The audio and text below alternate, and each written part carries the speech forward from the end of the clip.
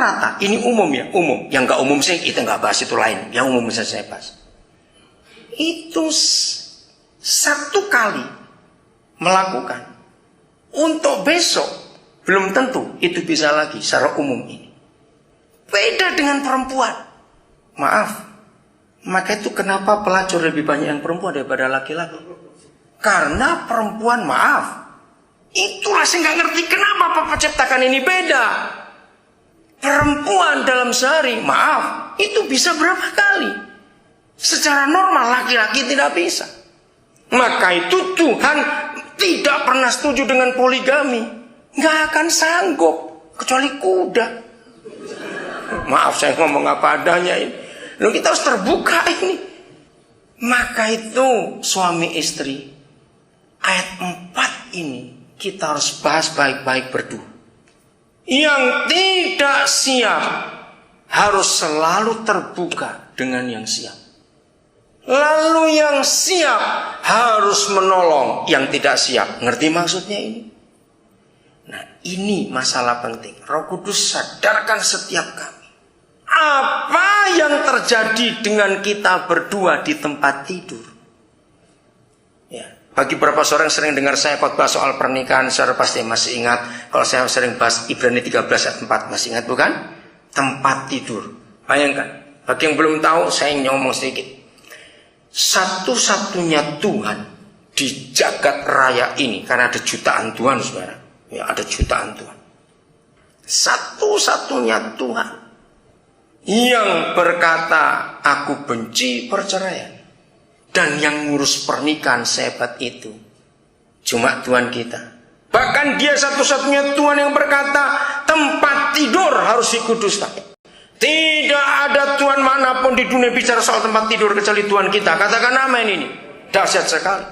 Dan setelah kita menikah, kita tahu ternyata tempat tidur kita itu sakral, sacred istilahnya. Tempat tidur kita itu mulia dan kudus. Sampai surga buat sensus tempat tidur. Gak ada pemerintah negara manapun buat sensus tempat tidur, akan tersinggung rakyatnya. Betul? Tapi surga buat sensus tempat tidur. Nah, begini ceritanya.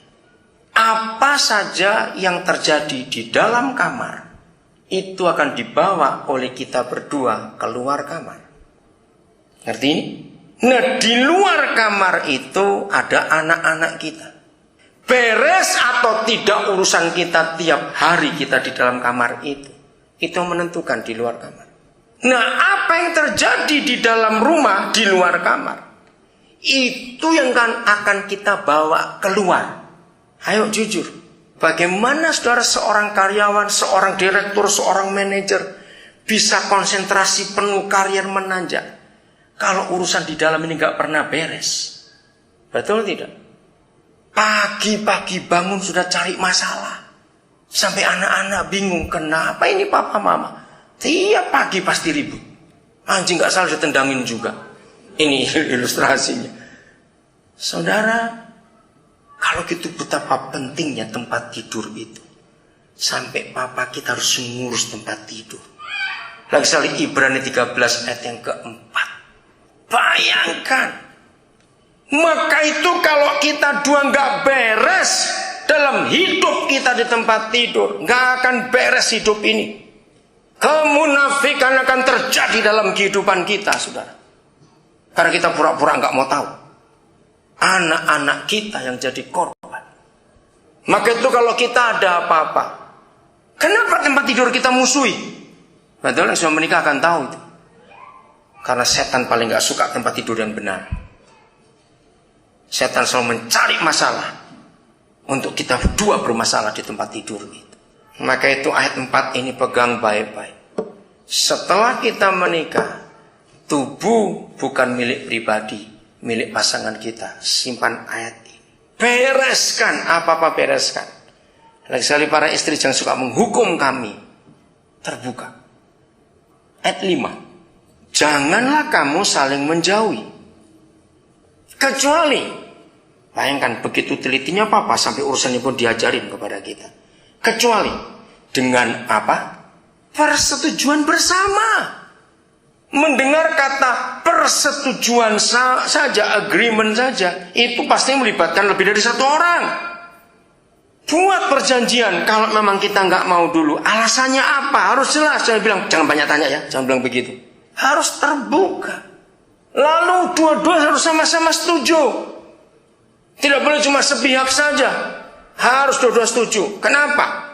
Dengan waktu yang singkat, untuk sementara waktu. Supaya kamu mendapat kesempatan untuk berdoa. Sesudah itu, hendaklah kamu kembali hidup bersama-sama. Nah ini, saudara, masalah itu di sini. Ada kunyuk jelek kita yang kurang ajar itu, saudara.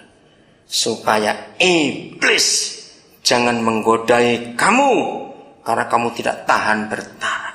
Bayangkan, sampai urusan tempat tidur pun papa itu bahas seteliti ini. Karena dia nggak ingin ada orang munafik di antara kita. Beres kan? Maka itu saudara, makin saya belajar tentang firman, mempelajari firman tentang pernikahan, saya itu kagum. Dengar ya, berapa kali saya sampaikan, pasti seorang yang sering mendengar saya ngajar pasti tahu kalimat ini. Nilai, dengar ya, nilai, value dari pernikahan kita itu tidak diukur pestanya di hotel mana, berapa ratus juta rupiah atau berapa ribu dolar, enggak. Value dari rumah tangga kita itu enggak diukur dengan tinggal di daerah mana, berapa mahal harga rumahnya, mobilnya merek apa, tidak. Tapi ingat suami istri, dan jujur pada Tuhan dan pada diri sendiri.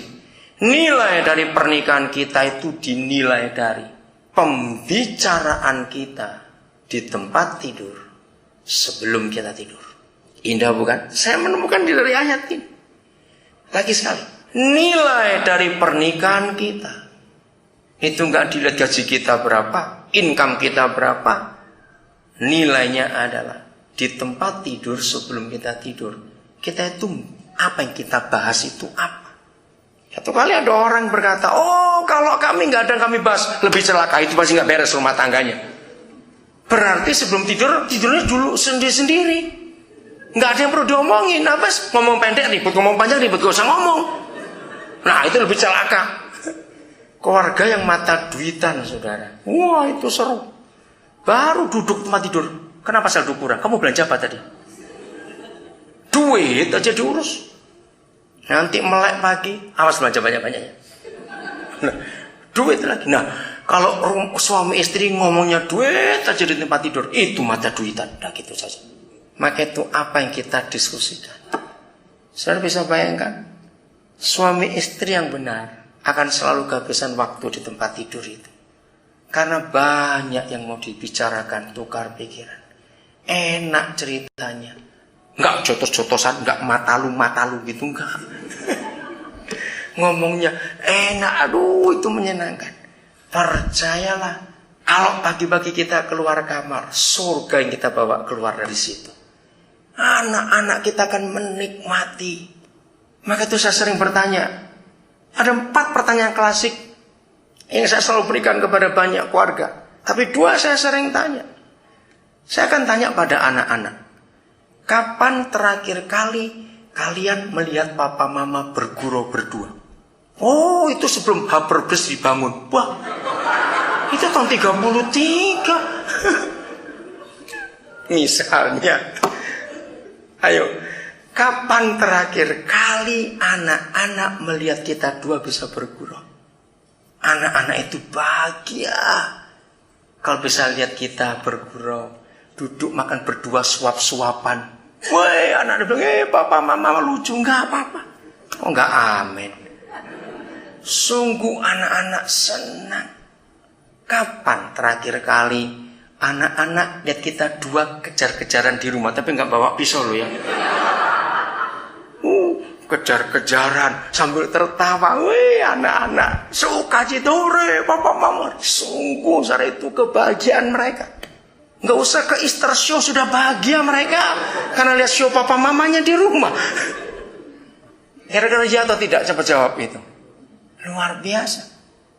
Kalau kita makin tua, makin lucu, anak-anak makin senang. Sampai cucu-cucu pun lihat, iya Pak Oma. Serius dah. Tanya mereka. Nah, semua itu terjadi di tempat tidur.